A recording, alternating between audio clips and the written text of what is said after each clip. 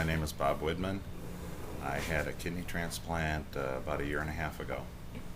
I was diagnosed at age 11 with nephritis, which is a kidney infection. Life went on after that. Much later, at age 55, I'm diagnosed with kidney failure. And they do believe that the nephritis started the IgA nephropathy at that point. The thing with that disease is there are no symptoms until it's too late. So I felt fine for all these years and didn't know that I had something working inside me that was going to destroy my kidneys.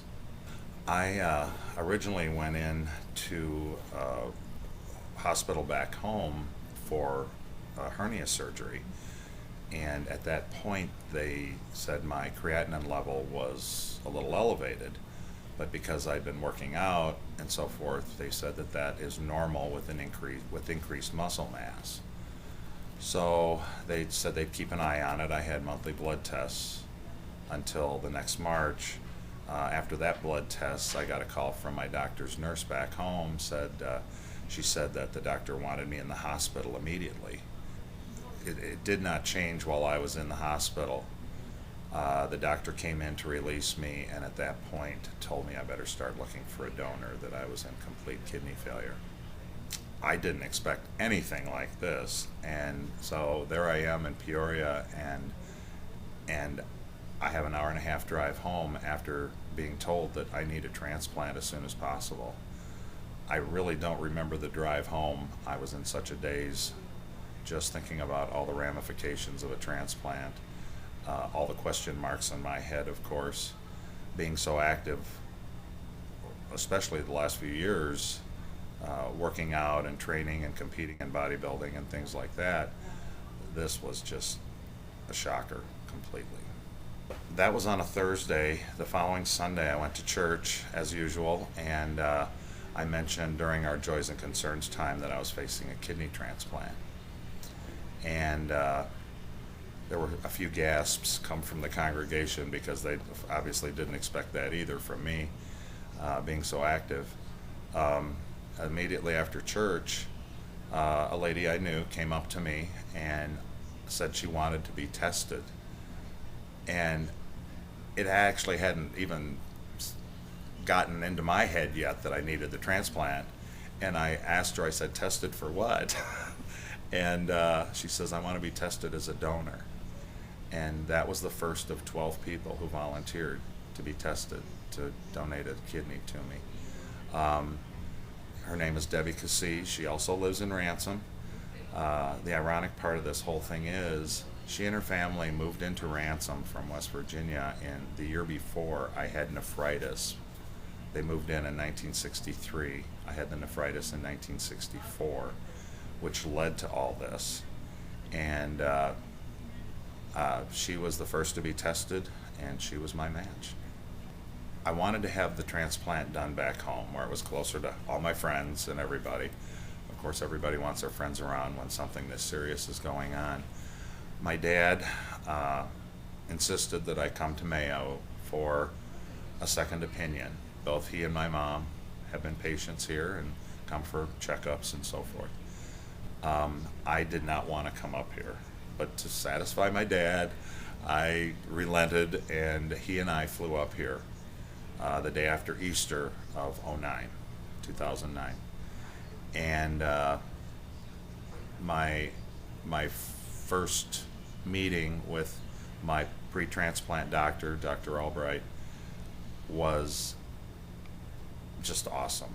He walked in the room and it was like we'd been old friends all of our lives and like we knew each other. But when he walked in, he looked at me and he looked at my dad, and he said, "Which one of you is the patient?" He said that my blood test was so poor that I shouldn't be looking as good as I was.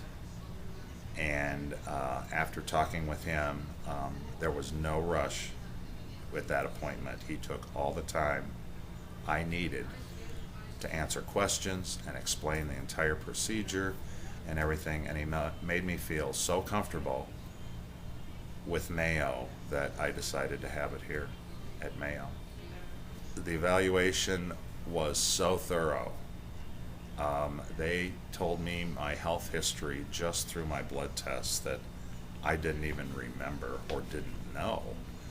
I didn't know there was a gene for cold sores, and that I've never had one. I never questioned why, but the reason is I don't have the gene for it. I also found out that I would never have mononucleosis because I did not have the gene for that. They told me that I'd had measles and mumps and chicken pox. They couldn't tell me when, but they knew that I'd had them just from my blood tests. It was, the testing was so thorough that when I got done, I knew that I was in good health, except for, of course, the kidneys. The disease at that point was inactive, but it had already done its damage. Debbie had called up here to get the blood test kit, which was sent to her. She had her blood drawn at the local hospital. It was sent up here for testing, and a week later she called me and said that she was a match. That was pretty emotional. So I said, well, if you're still interested. She says, oh yes, I'm interested. I went into the surgery as healthy as I could be. Dr. Albright was so amazed with how well I did. The diet that he had me on kept me off dialysis, which is just unbelievable to me. I thought that was just unbelievable. Going into this, I weighed 253, getting ready for another bodybuilding contest. The day before surgery, I was 205. But it kept me off dialysis. I remember laying on the gurney before I went in for surgery. And this usually doesn't happen, but they did it with Deb and I. They had us side by side. And Deb's surgery had to start first in order to be timed correctly with mine. And so they could take the kidney out of her and literally, I guess, carry it across the hall and put it into me. And so she and I are laying there waiting to go in, and I didn't even know what to say to her. There's no words that could express my thanks. And the next morning when I woke up, everybody was in my room waiting for me to wake up. And about an hour after that, my donor came in walking. It was crazy. I still would like to try to find out who the nurse was that was in my recovery room. I was kind of half in and half out yet from the surgery, and I can't even remember her name for sure, but I remember her being so kind and telling me that everything went fine and that the kidney was working already. And wow, what a feeling. I'm a year and a half out from my surgery. I came back from my annual physical last July. My last appointment was with Terry Fettis, who's a physician's assistant. He and I have always gotten along really well. I saw him a lot right after my transplant. And he went through all the reports, and he says, there's got to be something wrong. And my heart sank. I thought, oh no. And he looked at me, and he could see the look on my face, and he says, no, this is good. This is good.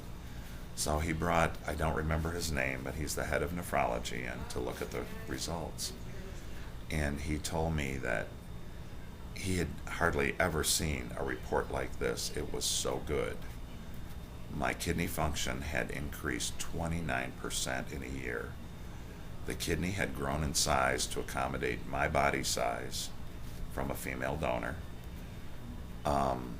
Everything was so good that they actually had to give me a little more blood pressure medicine to keep the kidney from working so good, because they were afraid it would, in effect, burn itself out too soon. The whole experience is hard to describe. I am a a Mayo convert, I guess you could say. I have never been more impressed with medical care in my life. Mayo Clinic to me means a new life. I have a license plate holder on my car now that says an organ donation saved my life. I need one that says Mayo Clinic saved my life. If anyone is going to do well, or if there's no hope anywhere else, come to Mayo. They are, in my mind, the best.